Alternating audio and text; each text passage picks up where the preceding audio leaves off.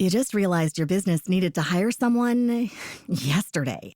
How can you find amazing candidates fast? Easy. Just use Indeed. Stop struggling to get your job post seen on other job sites. With Indeed sponsored jobs, your post jumps to the top of the page for your relevant candidates, so you can reach the people you want faster. According to Indeed data, sponsored jobs posted directly on Indeed have 45% more applications than non-sponsored jobs. Don't wait any longer. Speed up your hiring right now with Indeed. And listeners of this show will get a $75 sponsored job credit to get your jobs more visibility at Indeed.com/kidsandfamily. Just go to Indeed.com/kidsandfamily right now and support our show by saying you heard about Indeed on this podcast. Terms and conditions apply. Hiring? Indeed is all you need. Are you ready to learn the 3 secrets to launching a successful podcast? Hi, I'm Bill, a recent client of the Podcast Mogul. If you've been thinking about starting a podcast but aren't sure where to begin, he's got you covered. He is hosting a free webinar where he will share the 3 secrets that can help you launch, grow, and monetize your podcast without any fancy equipment or technical headaches. Click the link in the show notes to save your spot now and let him help get your podcast off the ground. Welcome to Invest in Yourself, the Digital Entrepreneur Podcast. Join the podcast mogul Phil Better as he interviews successful entrepreneurs that make their living in the digital world. Now, let's join your host, Phil Better, and his special guest today on Invest in Yourself, the Digital Entrepreneur Podcast. Ladies and gentlemen, welcome back to Invest in Yourself, the Digital Entrepreneur Podcast. I'm, of course, your host with the most, Phil Better. And today's guest, I'm excited because we have the chief nerd at the Modern Health Nerd, where she uses smart strategies and great content to help brands connect with their customers. I'm talking about Sam Houghton, who is a graduate of the Bauman College Nutrition Consultant Program and the T. Colin Campbell Center for Nutritional Studies Plant-Based Nutrition Certificate Program. That's a mouthful. And has over 12 years of experience writing for the web. Her work has appeared on nutritionstudies.org and Upside by VitaCost and has been featured on Green Queen Media. She's also been a guest on several podcasts, including Vegan Stories, Vegan Visibility, and the Protein X Virtual Coffee Series. And Let's Eat with Mark Samuel. In her free time, of course, Sam enjoys the simple things of reading and studying the Bible, cooking plant-based foods, visiting farmers markets, and knitting crazy socks. I'm going to have to ask her if she can knit me one. Please, everybody, put your hands together for Sam Houghton, and welcome to the show. Well, thanks for having me, Phil. Did I mess up at any point in the pronunciation of anything there? I feel I did. Well, it's Houghton, but you would not believe the permutations I've had of my last name throughout my life, including by the principal at my school more than once, who should have known how to pronounce my name. Well, as someone who has a French last name, it's not better, it's Lemire. I fully understand how people can destroy the name, and Houghton, I apologize. Welcome to the show, even though I butchered your name. How are you doing today? Well, I'm feeling kind of a combination of being a little tired just because I've been doing a lot of brain work today, but also at the same time, I'm feeling pretty good because I spent part of the space between Christmas and New Year's doing some planning for 2023. So I've got a trajectory to go on, and that always feels exciting. I love that. All right. So yeah, this is something I like to touch on, and we're going to get into that. So before I do anything, would you mind introducing yourself? I did read off this a beautiful intro that I wrote for you with AI, and it had some funny programs in there that I've never heard of. So we'll definitely be asking questions about that. But how about you give us a human introduction about yourself? Well, as you read, I am a graduate of both Bowman College and the T. Colin Campbell Center for Nutrition Studies. And I'll give you a tiny little background on that. I'll give you the condensed version. When I was a teenager, I went vegetarian for silly reasons. And then I went vegan because I'm lactose intolerant. And it was interesting because back then vegan food was basically tofu hot dogs and that funky cheese that tasted worse than the package it came in. So I didn't really know what I was doing, but as I got into it, I got really fascinated by the nutrition and health aspect of it. So I took the plant-based nutrition certificate course, and then I wanted to become a health coach. So I went to the Bowman College program. There wasn't really a prominent plant-based specific program, but that one was a little more whole food based and really learned a lot of interesting stuff there. So that got me into like health coaching. And I've been a writer like my whole life. I've always been telling stories. And so I did some, small time vegan food blogging just for the fun of it. And then was a health coach for a while. Beginning of 2020, hooked up with a business coach and kind of merged the health coaching and the writing into what I'm doing now, which is basically long form content writing for brands in like plant-based, better for you, functional space. I'm expanding a little bit though. I really am fascinated by like tech. I've had experience writing in like finance. I'm dipping my toes into Web3 a little bit. And I'm also part of a writers collective called Foster, where we provide human peer editing for people to improve their writing. And we do some other stuff too, events and things like that. And so that's been pretty fun. And that's me pretty much. Also, I am swatching for a sock. Okay, wait. Are you doing that live on the show as we're talking? Like that's how incredible you are? Is that what we're are you just trying to show off that you can do two things at once? I'm somebody who gets antsy really easy, so I kind of learned how to do basic knitting type stuff when I'm doing other things. Okay, show off. So what made you decide to go become like a long form writer? Like what was it that were you always decided to be like a freelancer? Like you were never like one, because apparently you just for silly reasons became a vegetarian, which we don't have to touch on, but you said silly reasons. So was it a silly reason you went into entrepreneurship, or there was a genuine reason that you decided to? But I tried a lot of the traditional trajectories and it didn't really click. And we had like a family business going on for a while, so I was able to help with that. And when I was doing the health coaching, it wasn't, it's a hard sell here. It's a hard sell in upstate New York health coaching. I think it might be a little easier now because we're getting a little more eclectic. We have a big farmers market, a few small ones. We're getting a little bit more into the natural and some more like vegan plant-based places around here. But I discovered, unfortunately, what is a content mill. And I didn't know what content mills were at the time, where you just sign up and get a lot of low-paying content jobs. But, for my first foray into it, I was like, oh, cool, I can just sign up for this site and write stuff and get paid. So I actually managed to make a living doing that for a while. But I wanted to get out of that because it's pretty much a hamster wheel. You hit a ceiling where you can't make any more. Nothing, you can't use anything in your portfolio. It's really not, there's no career advancement there. So I think the thing that really pushed me from doing that into doing what I'm doing now was the business coach that I had. He was one of those people who was super enthusiastic, and every time you got off the phone with him was like, yes, I can do this. And I never really had somebody who supported me in that way and made me feel confident that, yes, I could step out of where I was and do something that was a little scary for me, like start pitching companies cold and doing all sorts of things. So he kind of gave me that push.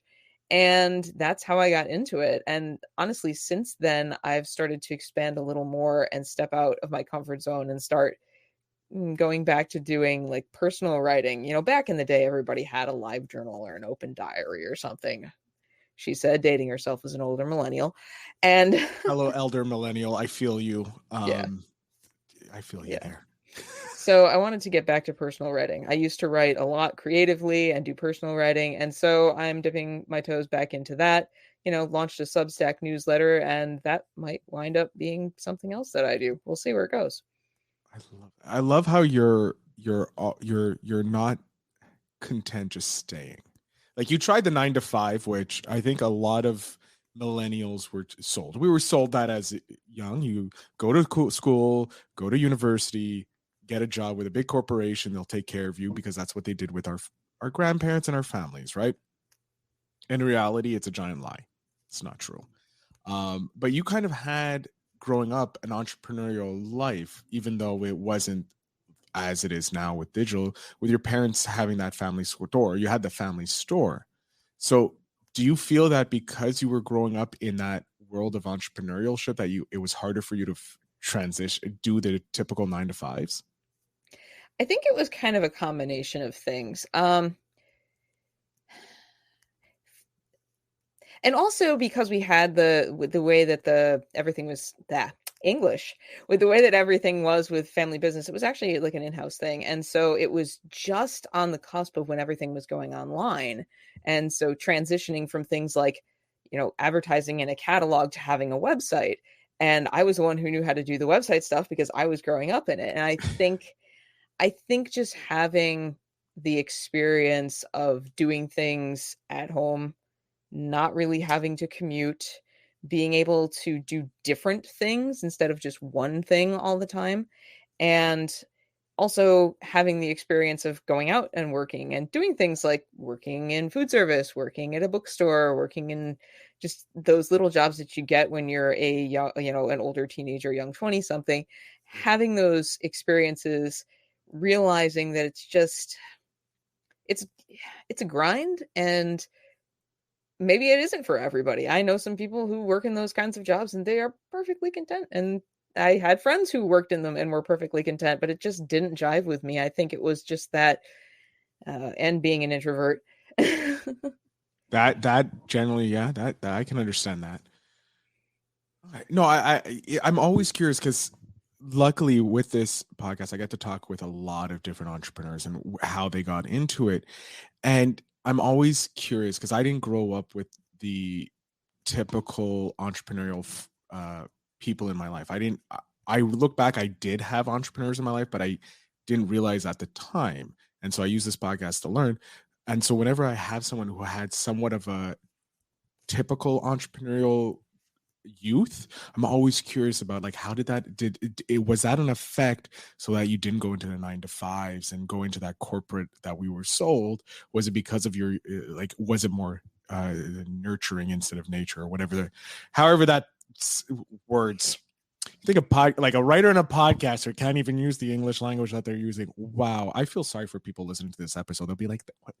Are they drunk? I promise That's I'm okay. sober. We talk real good. Yeah, we talk real good.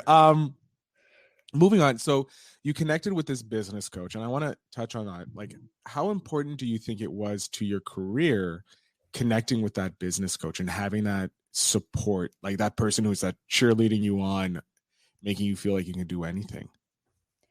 I think it was really important because he had also had experience doing things that I had never done, like using online tools to prospect for clients and doing cold outreach, which, I'm not a huge fan of cold outreach. I have really pulled way back on that and do more of like a personal, it's still kind of cold, but it's more personalized now. Mhm.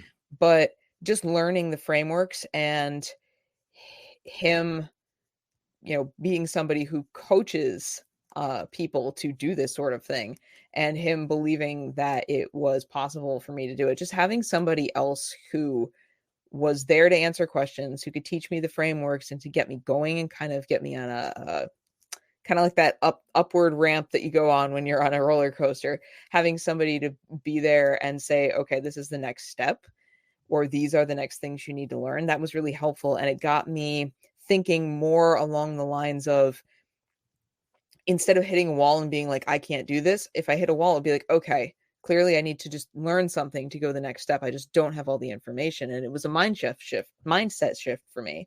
Because a lot of the times I would think, oh, this isn't working. How come I can't do this? There must be something wrong with me or with what I'm doing, instead of thinking, well, yeah, I've just never done this before, so maybe I just don't know what to do next and I need to go find out.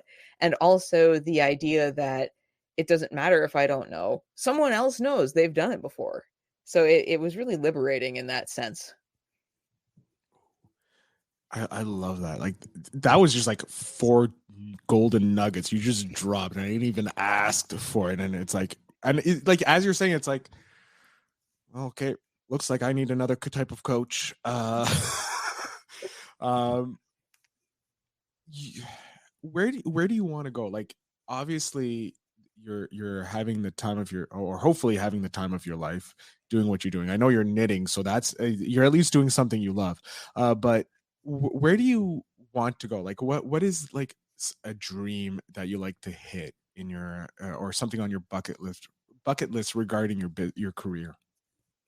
I have wanted to write a book, not just like I did an ebook, over the summer. I did an ebook just kind of distilling information about plant-based diets, because there's so much misinformation out there, and there's so much like tribalism and splitting hairs. So I was finally like, you know what, I'm gonna write something about this. But that was an ebook that I self-published on Amazon, and not to be down on that, because a lot of people do that and they do quite well with it. But I would actually like to write a book, maybe more than one. And that is something that I feel like I want to move toward, is doing more of the personal writing, and even like within the business side of it, helping other people do more writing that matters. I feel like a lot of the internet content, we've just reached peak saturation with everything that is written for the algorithms and everything that is written for SEO. And obviously SEO has its place. If you're a business and you want your brand to rank, your products pages to rank, that's super important. But I feel like there are so many people with really interesting stories and with things to say that would spark discussions. And I really believe that if people would lean into that, we could actually make significant changes to society and to the world. And so I'd like to not only support people in doing that, but also do some of my own writing and kind of step out. And I'll just borrow a phrase from my friend Rob Hardy. He runs Ungated Media. I'd step out and be courageous, and just say things that need to be said. And that's kind of where I'm going with the other aspects of my writing right now, is exploring that. So we'll see where it goes. I love that. Ooh, I'm interested to see where you go. I want to talk about your book. What would your book be on? Would it be a fiction? Would it be a knowledge kind of book? Would it be your story? I'm not 100% sure. I would like to. I come from a Christian worldview, and I would like to write a little more on. I did a pop-up newsletter over not this summer, but the summer before that, called Consuming Ourselves. And it's still up on Substack if people want to read it. It was about food and body image and all of that from like a Christian perspective. And I would actually like to explore that further in a book, because I feel like there's not a lot helpful said about that from a Christian perspective. When I was younger, I struggled with an eating disorder, and that was weird. Like, it was bizarre, like being in that and coming out of that, and also like coming into a Christian worldview at the same time. And I still have a lot of things I'd like to say about food and body image. But I also had a thought about writing a book about identity and the way that it has changed, and the way that people approach like shaping their identities has changed, and my like concerns about that. And I don't know. I mean, maybe I'd write a book of personal essays too. That's what I do on my current Substack. You never know what'll happen. I love it. No, I love that. It's like you're open to all, and you're not closed to anything. So that's a fun time. In your journey so far, has there been a moment that may, like, from a client win that you're like, yeah, I'm so happy I was able to get that client win, to maybe an achievement or something that you were able to get done? Like, you're sitting on top of like Mount Everest, being like, holy crap, I'm on the top of Mount Everest here, to, like a win in a business like you never thought you would hit, a goal you would never thought you'd hit, that something that sustains you during the down days that we all have in business. Well, honestly, what sustains me during the down days is my business runs on prayer. I make no secret of that. But in terms of actual like business wins, I had a client once who was a functional mushroom company, and I'm the chief nerd for a reason. I love stuff like that. I legit spent the time that I worked with them writing nerdy content about medicinal mushrooms like shaga and reishi, looking at scientific papers, reading scientific mushroom books, and then I'd get on chats with the client, and we'd talk work for a while, and then we'd be talking about like things that had nothing to do with it, and we were just total nerds, and that was really fun. I felt like it was it was almost like having a client and like a friend in a way that wasn't, detrimental business wise, because we were both very business minded and also both nerds for what we did. So that was, I think, my most fun client. And we're still in touch. So we still catch up once in a while. And I had one other moment that was really, I don't know, it was one of those things where when the client said it, I was like, I had no idea that this was happening. It was a client where I was working on, his business story and his marketing materials. And when we were done, he's like, you really helped me find my voice. I wasn't confident in posting this or this. And now I really feel like I've refined, and found my voice. And I was like us being on Zoom and you like brain dumping, that helped. So that you never know what people are going to benefit from. So that was really fun. And I felt good about that because I just felt like maybe that's something else I could do. Like even now, as I go to lean a little bit more into like the stories and the meaningful content, maybe that's something else I could help people with.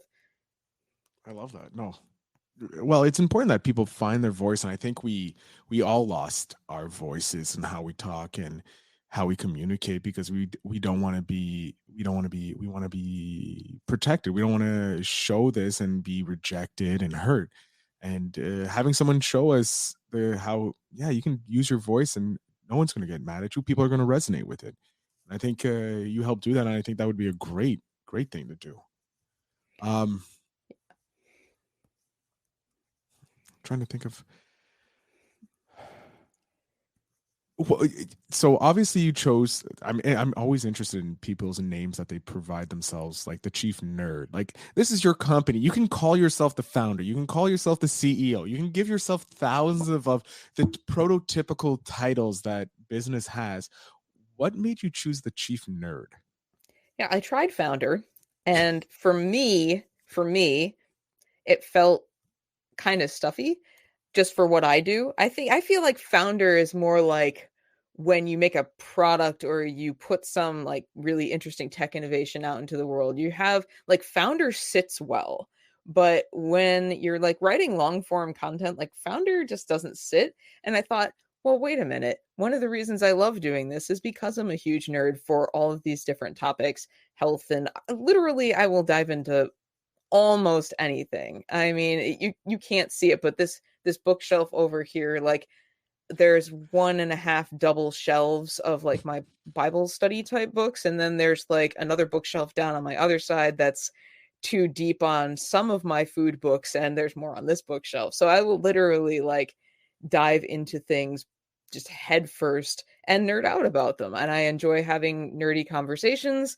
And I'm also the person who has the t-shirt that's got like a picture of a cat in a lab coat wrestling with a ball of yarn, and the shirt says string theory research. So that's my personality. I love it. Oh God, I love that. I love the quest for knowledge. Like regardless of what it is, you just want to have that knowledge and go deep into the subjects you love. I think that is a huge trait that entrepreneurs all share. This nerdism for our particular love. Because trying to figure out like I want to ask you for a tip, but I'm not sure like I can obviously ask you about health and eating and all that tip, and there's probably a plethora of them out there, and your ebook obviously is a great place to start. I got it. If you could give a piece of advice for someone choosing to go into the long form content, maybe not necessarily in the health world, but maybe in tech or in another part of it, but specifically sticking with long form personalized content, do you have any advice or any tips for them?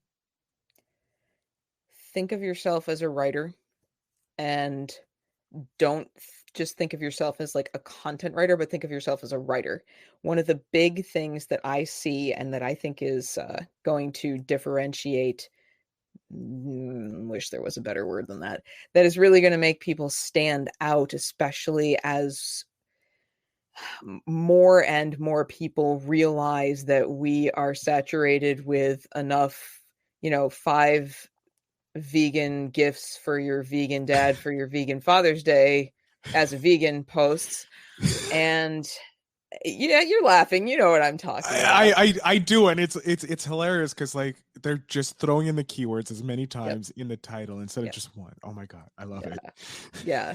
Actually, I like to throw out a little plug for this when I talk about this. I mentioned my friend Rob earlier. He has this great thing called the Ungated Manifesto, and he calls all that the pattern. So like huge, just shameless plug for Rob, because everyone I know who has read that is like, yes, I understand. So as the pattern gets more and more prevalent, I see a lot of people who want to break away from it. So if you're going to be going into like long form content writing, yes, people will want you to know about SEO. Yes, they will want you to be able to work from a content brief. Those things are important. But if you can deliver them quality content from an actual writer who cares about things like grammar and spelling and punctuation, and who cares about things flowing properly and sounding right, and not just being something that got whacked out because somebody wants their blog to rank, I think that's going to be really important, because quality writing does not just inform or entertain, but it actually is like a beautiful art in and of itself. To that end, I would highly recommend 2 books by a man named Jack Hart, Wordcraft and Storycraft. Now, they focus a little bit more on journalistic and narrative nonfiction, but I read them both and I want to reread them because they are very actionable, and I feel like they changed the way I approach writing, made it more of a craft and less of a, I'm going to write this so that I appear on Google. Which is, I think I'm looking more and more forward to that, and especially with Mike. So here's a follow up to that. With lights are on. With AI, as I bring on AI, the AI system in my house is turning on. It's watching you, Phil. Oh, what are you saying about us? With I can't do that, Phil. I know I can't. I'm scared. I'm always watching my shoulders. But with like the tools like Chat GPT and Rewrite and Blogger, and or not Blogger, but all these tools that use AI to create content, do you see it? Well, no, that's going to cause. Do you see that being a threat to long form? No, because they can't think. They can't think, and they cannot create beauty. They cannot create form the way that human beings can. I have a few thoughts on this. I think AI can be a very good tool. I've actually used small AI tools when I've been stuck on rewriting something. And if you've been inside your own content for so long that it's just going around and around in your brain, using an AI tool to like rearrange a paragraph can really snap you out of that and be like, oh, that's the word I was looking for. Or yeah, that sounds better. And that's where I need to go. So I think they can be good tools. And also for things like blog introductions, which have a tendency to be a little bit repetitive, it can kind of help you get ideas of how to get out of the repetitious forms. So you're not always writing the blog introduction that goes, let's take a look at, or here's how to, and I've gotten stuck in that. But as far as AI generating content that will replace human written long form, I don't see it happening, especially, well, you were saying before too, like we've lost our voices, right? Mm-hmm. And I think part of it is we've become so scared to be uncertain. We have to be always making definitive statements. This is how things are. This is how things are going to be. But as humans, there's always that organic kind of element.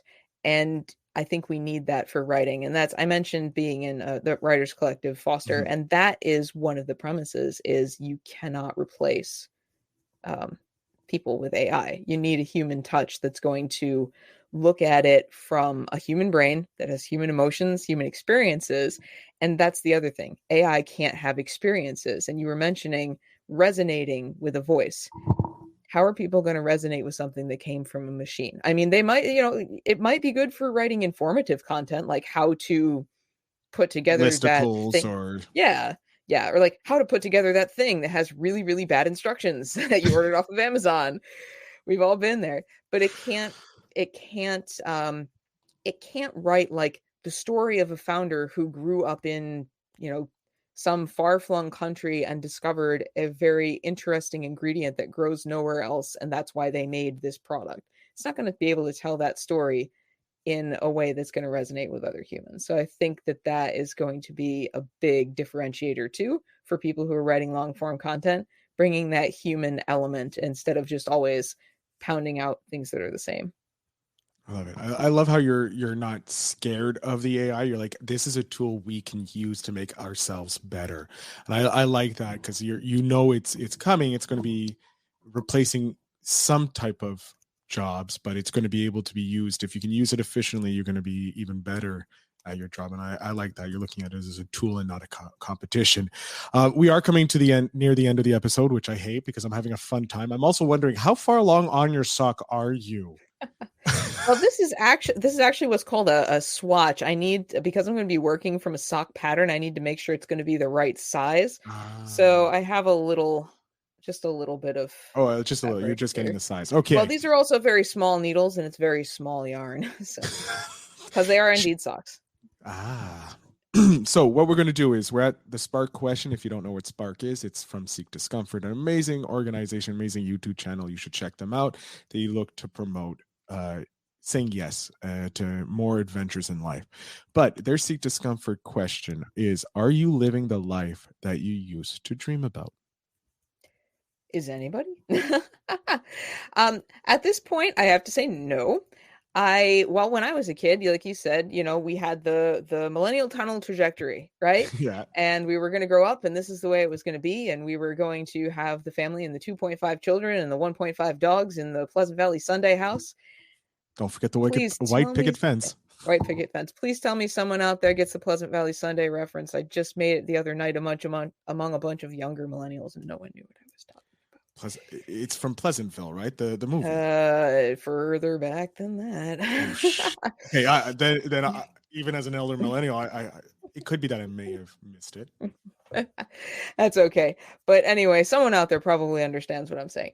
But we had all that pitched to us, and I'm not saying that that's bad. I know people who live that life and they have wonderful families and they love it. But I think I would have to say that, right now with the way the economy's been, this is the other side of being a digital entrepreneur. If you're a freelancer, your client load goes up and down with different things that happen in the market and the economy. And, it's been a little up and down this last year, but hasn't everything. But as with everything that we were talking about with, me wanting to write a book and transitioning more to more personal writing, I think that I'm becoming more comfortable with living what is happening now. And I think a lot of that has to do with being a Christian and relying on prayer and looking to God to direct things.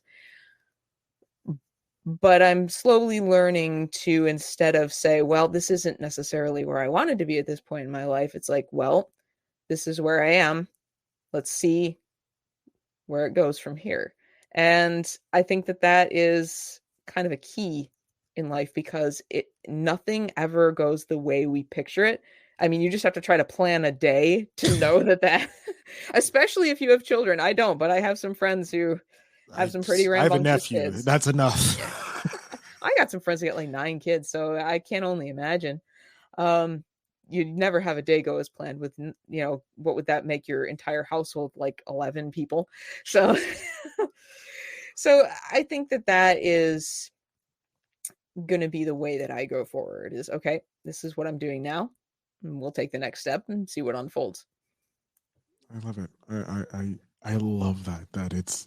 I love how you said like, you're not where you were meant to be, where you pictured you would be, but hey, I'm here. How can I make this the best? I'm already here. Let's try and make it the best. I love that attitude. And I think a lot more people need to think like that. Say, hey, it's the journey.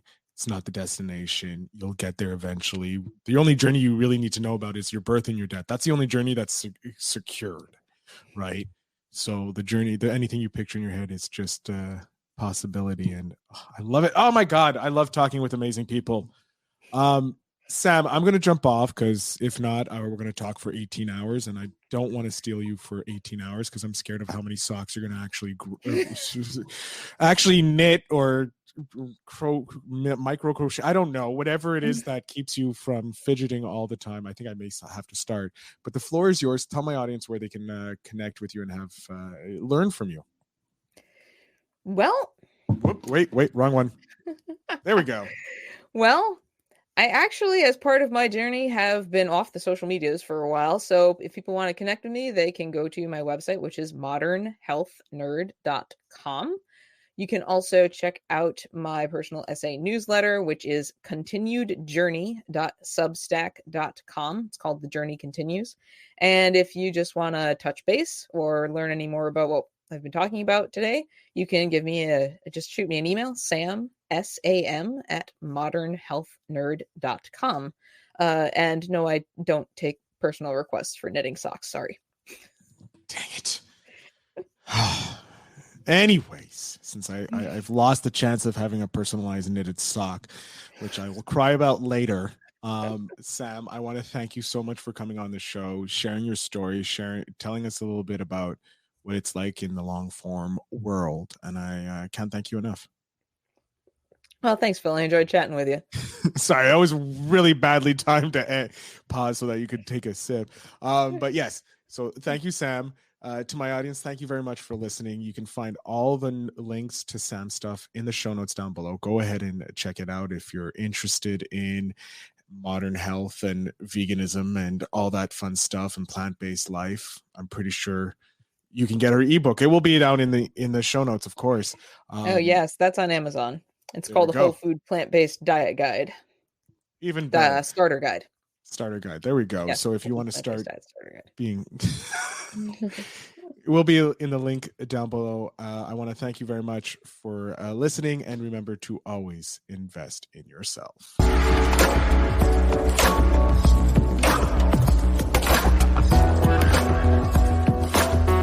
Thanks for tuning in. Now it's time to take the next step. When you're ready to dive deeper into how to launch, grow, and monetize your podcast, Phil's got something special for you. Join him for a free webinar where he'll reveal the 3 secrets that have helped countless entrepreneurs succeed in podcasting. Click the link in the show notes to save your spot, and let's turn your podcasting dreams into reality. You just realized your business needed to hire someone yesterday. How can you find amazing candidates fast? Easy. Just use Indeed. Stop struggling to get your job post seen on other job sites. With Indeed sponsored jobs, your post jumps to the top of the page for your relevant candidates, so you can reach the people you want faster. According to Indeed data, sponsored jobs posted directly on Indeed have 45% more applications than non-sponsored jobs. Don't wait any longer. Speed up your hiring right now with Indeed. And listeners of this show will get a $75 sponsored job credit to get your jobs more visibility at Indeed.com/kidsandfamily. Just go to Indeed.com/kidsandfamily right now and support our show by saying you heard about Indeed on this podcast. Terms and conditions apply. Hiring? Indeed is all you need.